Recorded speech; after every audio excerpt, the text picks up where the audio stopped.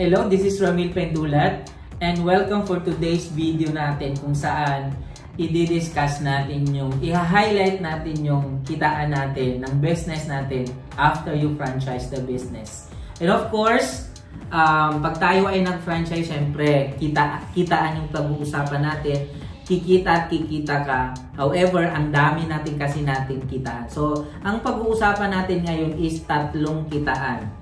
So, nagawa ako dito ng chart para mas madali natin mas maintindihan. Tayo ay franchisee. Ano man ang ni-franchise mo na packages ng negosyo natin, regardless kung home-based ba yan, early retirement package ba yan, or payment center ba yan, or multiple accounts holder ka lamang, kahit saan doon, alin man doon, franchisee tayo lahat.